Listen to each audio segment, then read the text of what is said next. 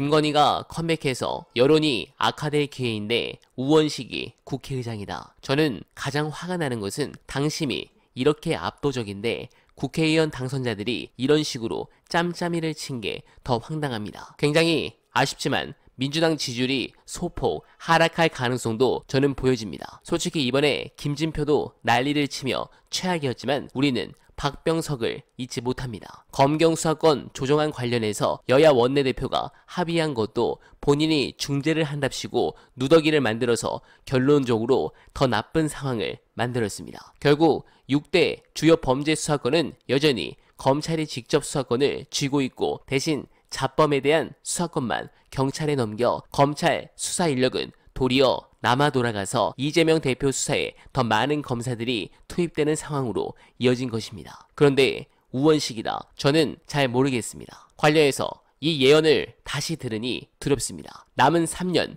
과연 제대로 될까요? 영상 보시고 이어가 보겠습니다. 저는 이제 이 선거에 몰입하지 않고 비평하려고 노력을 했는데요. 때로는 이제 저도 개인적인 어떤 생각이나 이런 게 있기 때문에 때로는 몰입하는 듯한 상황에 빠지기도 하고 그럼 또 이제 정신 차리고 빠져나오고 늘 이렇게 하면서 이 선거를 봤습니다. 앞으로도 치르게 될 많은 선거 결과 중에 하나라고 생각하고요.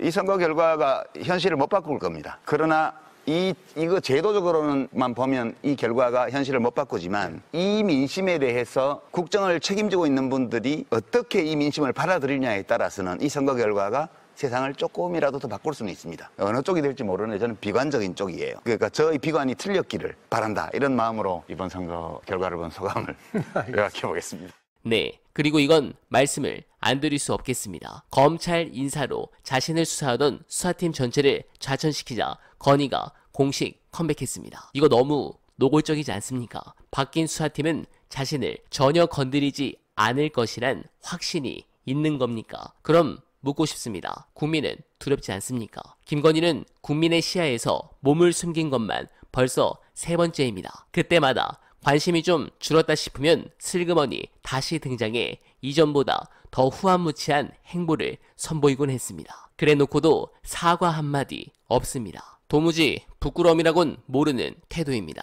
차후 나중에 또 망신을 당해 얼굴을 숨겼다고 한들 특검법만 피하면 또 어떤 구멍으로든 다시 고개를 내밀 것임을 어느 누가 모르겠습니까? 이제 검찰은 건희에 대해서 어떻게 수사하는지 온 국민들이 지켜볼 텐데 두고 보겠습니다. 청탁금지법은 배우자를 처벌하는 별도의 규정은 없습니다. 이와 관련해 청탁금지법 대신 알선수혜죄 성립 여부를 살펴봐야 한다는 지적도 나옵니다. 최 목사는 건희에게 귀빈 만참 찬석을 부탁했고 이는 실현됐습니다. 이게 말이 됩니까? 관련해서 검찰 내부의 도는 썰 여러분들께 안내드리며 이만 인사드리겠습니다. 최근에 장시호 씨 관련해서 녹취록 나왔잖아요. 근데 사실은 이게 1년 전부터 기자들 사이에서는 특히 이제 장시호 씨 관련해서는 수많은 이야기가 많았습니다. 이것보다 훨씬 더한 이야기들이 많아요. 근데 이제 확인이 안 된 것 뿐이에요. 최소한 이런 의심을 할 수 있지.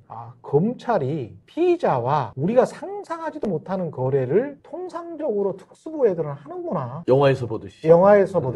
드라마에서나 보던 황당한 것. 특히 이상한 게 최상병 그 수사 의혹과 관련해서 왜 그렇게 화를 냈는지 그 화를 낸 이유를 제공한 어떤 로비가 있었던 건지 또는 청탁 전화가 있었던 건지에 관한 수사까지 들어가야 이게 제대로 된 수사거든요. 그게 범죄 동기니까 거기부터 출발해야 되는 거예요. 그렇죠. 왜 지키려고 했는지. 근데 그것과 관련한 기상천외한 지금 루머들이 여의도에서는 한 2달 전부터 떠돌고 있지 않습니까? 맞습니다.